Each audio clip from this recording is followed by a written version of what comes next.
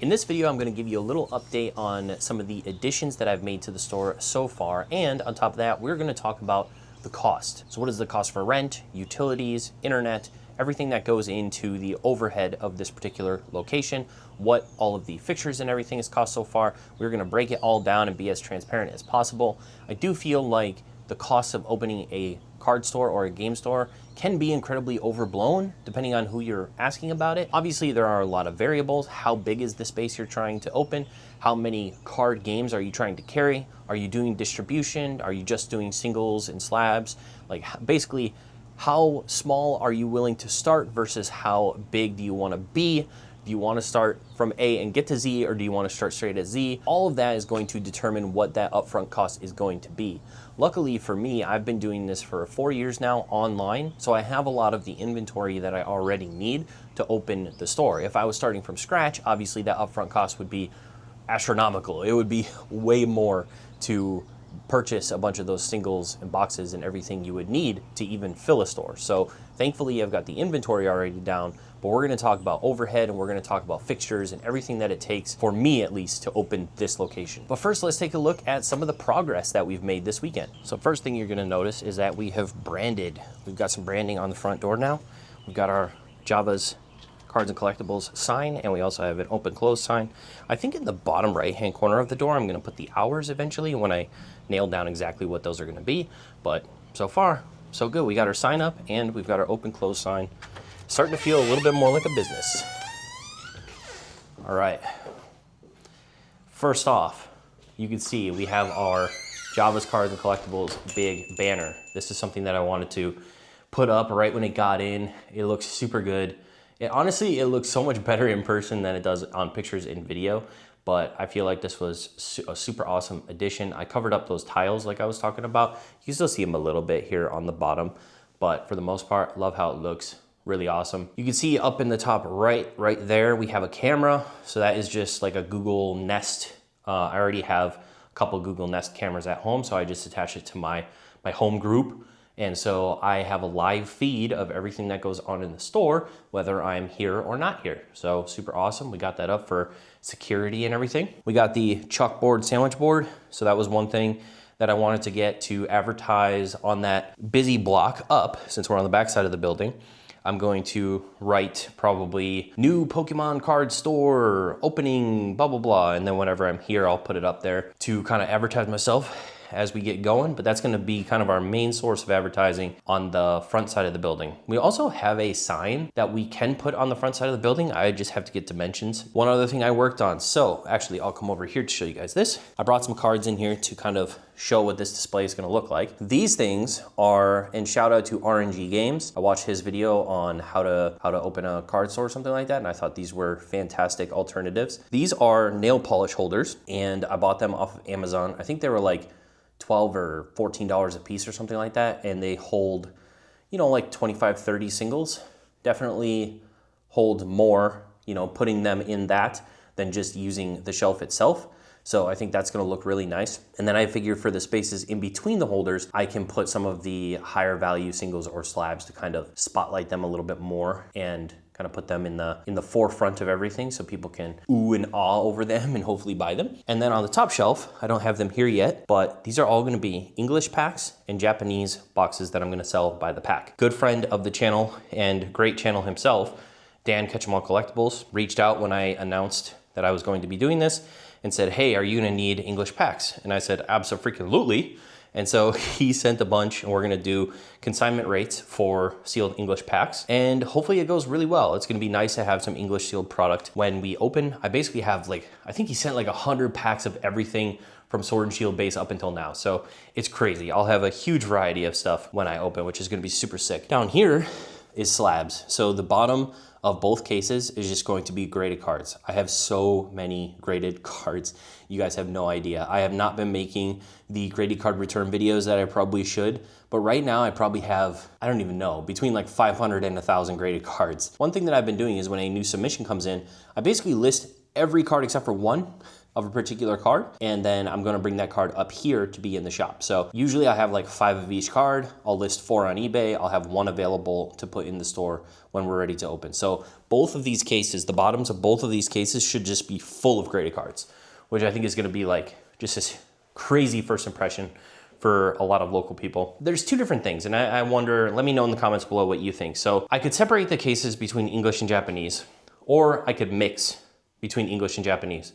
So one thing that I've heard is if you mix them, then people will look longer and they may see something that they wouldn't have otherwise bought, but they're gonna buy it anyway because they think that it's cool. Or you can keep them separate, but that could mean that, well, if that case is Japanese, then people just aren't gonna look at that case at all, and they're just gonna look at the English case because that's what they're looking for.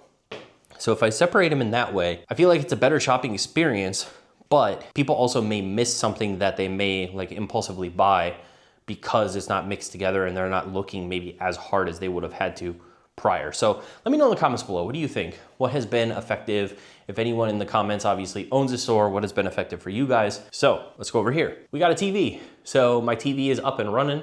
Yesterday I was watching some Coops collections up on the TV while I was doing some work. I got a Fire Stick TV to plug into the LG, and I should be able to basically watch anything that's on YouTube or Netflix or anything like that. So a lot of the Pokemon anime is gonna be watched, a lot of YouTube channels, and hopefully a lot of live streamers like Ponga and Chef. Shout out to you guys. Okay, so we have our supplies. I did buy some Cardboard Gold Card Saver ones that are gonna go here as well. And then we also have, we're doing ProSafe because they're a little bit cheaper. I use these personally, and I feel like they're just as good as some of the other brands, but we're gonna be doing ProSafe top loaders and ProSafe sleeves. Love them both. Accessories are one of those things that hopefully I can sell a lot of, and they have better margins. Singles obviously have really good margins, but when it comes to like, if I do get distribution access, a lot of those boxes aren't gonna have as good of margins. So a lot of this type of stuff you can do really well on margins. I think each one of these sleeves is like cents. I don't think it's very much at all, but I'm gonna sell them for probably $2 or $3 a piece. So the markup on that is quite a lot, but it's still pretty cheap for 100 sleeves. Like if you went to Walmart and bought 100 sleeves, you're probably paying $5 to $10 for, whatever one of these or one of these that they have on the shelves, right? We are also gonna have ETB sleeves, and here is where hopefully the bulk is gonna be. I'm gonna do a 5-row regular bulk, one row of hollows and a 1 row of reverse hollows, and then if we have to expand that at some point, we will. And obviously, I don't have any plushies yet, so it is what it is. Obviously, a lot of these shelving are gonna be storage. So like this is gonna be storage. Probably these 2 bottom shelves are gonna be storage, and these 2 bottom shelves are gonna be storage. What I don't wanna do is I don't wanna open with empty shelves. I feel like that looks not great if you open with empty shelves. So what I'm gonna do is I bought some double-sided tape, and I bought a really big tablecloth, and I think my mom is actually gonna help me. She's gonna trim up 2 sections, probably 3 sections, and then we're gonna double-sided tape on the back, and the cloth is gonna drape over the front.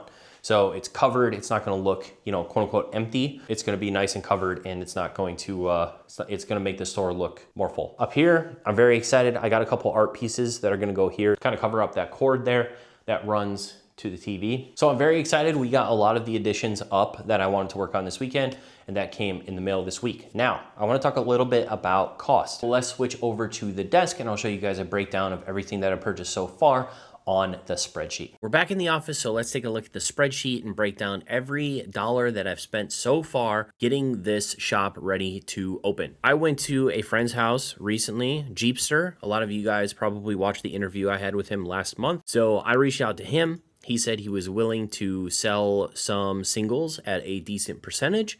So I went out there and I bought a bunch. And basically what I wanted to do was I wanted to fill one binder and have the case full of singles. It's kind of what I'm thinking for the breakdown is like $6 or higher goes in the case, $5 or less goes in the binder, something like that. Maybe I'll bump it up to 10 at some point when I get more singles in, but I definitely want those cases to look full. I went over to his house. I bought a bunch of English cards at a solid percentage, and that cost me just over $1,000 to hopefully fill out a binder and one of the cases with English cards. Japanese singles. So I bought a bunch of lower cost Japanese singles, stuff that's like 50 cents to $1 that I feel like I could maybe sell for $2 or $3. So popular Pokemon, Vs, VMAXs, V-Stars, those types of cards that I can source at a lower cost and then hopefully be able to mark them up a little bit and sell them in store. Essentially what I did was I went through every set from Sword and Shield to Scarlet and Violet, and every ultra rare that had a popular Pokemon, I bought a significant amount of so that I could fill up a binder. So flat EXs, Vs, V-Stars, all that stuff. That is what these Japanese singles are. So I bought a ton of those singles.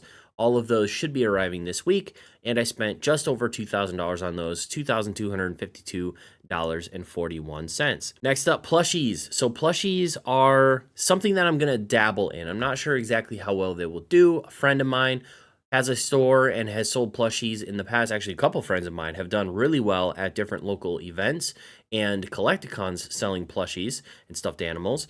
So I decided to kind of follow their lead. One of them sent me a spreadsheet of all the links that he uses and all the stuff that he buys. So I went through AliExpress and I bought a bunch of those. A lot of those purchases are going to be like $5 to $15 plushies, and depending on the size, I can mark them for like 25, 20, 15. So there's a bit of a markup play that you can do with plushies. Now, these come from China, I think, but I am going to be interested to see whether or not the tariffs are built in or if I'll get hit with the tariff fee afterward. So I haven't gotten these in yet. They've taken a while to ship. We'll see when they get here if I get hit with any extra. And the total for all of those plushies was just over $400, $431.91.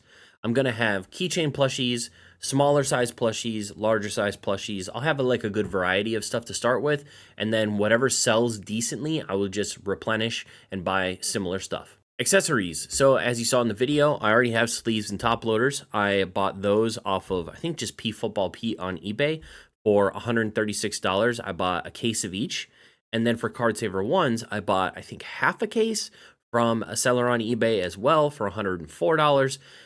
Card savers, I should be able to sell like $8 or $9 a pack. And sleeves, I'm going to sell for $2 to $3 a pack. Top loaders, I'm going to sell for probably $4. And we'll just go from there and see how that does. The total for those accessories was $241.66 so far. Two things that I'm still looking to get that I haven't bought anything of: bulk and Japanese boxes. So bulk, what I would be looking for is a priority mailbox full of Journey Together and Prismatic Evolutions bulk, just regular bulk. I will pay, normal bulk rates, basically just non-hollow, commons, uncommons, rares. And then if you have reverse hollows and hollows, I would buy those as well. But just looking to get a start on some bulk. Obviously, I'll be looking as well for Destined Rivals bulk. So if anyone's out there that can fill up a priority mail, it can be unsorted. I'll sort it myself, toss a bunch of cards into a priority mailbox and ship it my way. Japanese boxes. So I've already mapped out which Japanese boxes I want to buy, or at least start with. I don't want to start with Rocket yet because the source that I would be buying from, there is a minimum amount of Rocket boxes. And I also heard that at the end of this month, early next month, there will be a reprint for Rocket and Terrasol Festival. So I'm holding off on those two sets for now to see if they actually get reprinted and the magnitude of that reprint if the boxes significantly come down in price. But I will be picking up some Japanese boxes, stuff like Heatwave Arena, Battle Partners, Wild Force, some of those sets that have really good chases and pulls, especially really good chases and pulls in the English that I can kind of advertise that, like, oh, you can get this card as well, just in Japanese from this box. So I want to do something too where a lot of people aren't going to know like what the big pulls out of a particular Japanese box are. So I thought about making a little placard or adding the pictures of some of the biggest pulls on the outside of the actual box to show people, like, if you open this, the biggest pulls out of this box are this, just to give people a little bit more information on what you can actually pull from the given boxes. Fixtures. All right, so this is basically everything. I called it fixtures, but it's miscellaneous. Basically anything that's not inventory has gone into here. So we have our display cases, we have our Fire Stick TV, wire baskets, pricing stickers. Like I said, we go all the way down to even the Sharpies for what I bought for the store so far. We have light strips coming in for the display cases. We have double-sided tape coming in for the puck lights because the puck lights didn't have any sticky things on them. We have our Nest security camera, 50-foot extension cord for the TV. We have picture frames for our 2 pieces of artwork that are coming in. We have our 2 pieces of artwork that were kind of pricey. Here we go, $110 for the 2 pieces of artwork. I got a bunch of stuff. I got a bunch of stuff to fill out the store, and thankfully, it's a small shop. So there isn't a whole lot that I have to buy. I did buy an office chair. That was one of the things recently because I haven't had a chair in there so far. So yeah, we got all this stuff so far. You add it all up, and we're just over $2,000, $2,224.06. Last but not least, we have our rent. So when I signed the lease, there was a deposit. I will hopefully get that back at the end of my year here, but the deposit up front was $850, which was the rent for the first month. And then I had to pay the first month, obviously, which was $850, and then $80 to hook up the internet. So I haven't put insurance in here yet. I will be getting that shortly. And then that will also go into these general costs. So the total's there, $1,780 before the doors even opened. So all of this cost is before the doors even opened. It's all added up to just about $8,000 so far spent to open the store. I keep finding more and more stuff, but I feel like at this point we are in a decent position. I could probably open next weekend if I priced a bunch of stuff. I could have the place open, but we're still gonna shoot for June 1st, and I just wanna be ready. I want it to look great. I want it to be ready. I want that first impression really to wow people.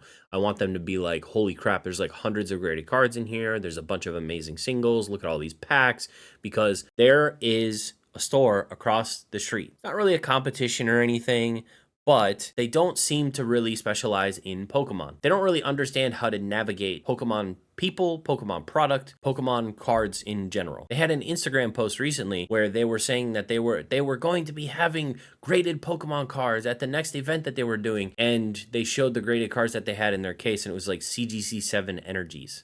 And it was like, ooh.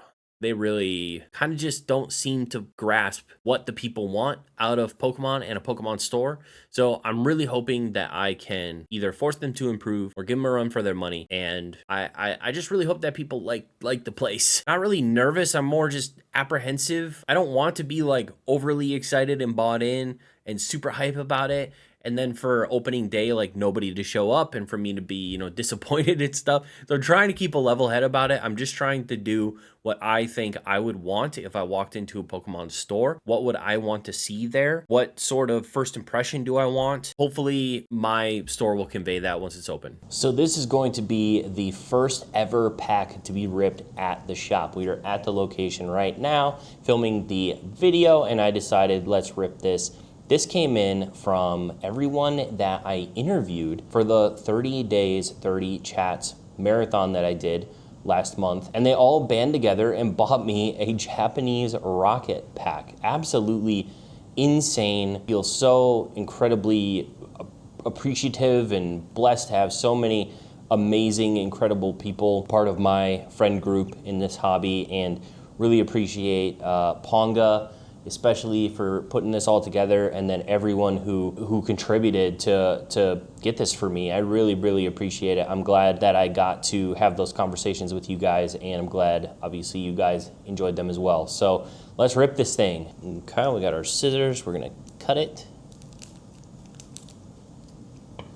Now, for those of you who don't know, the hollow card is actually on the front.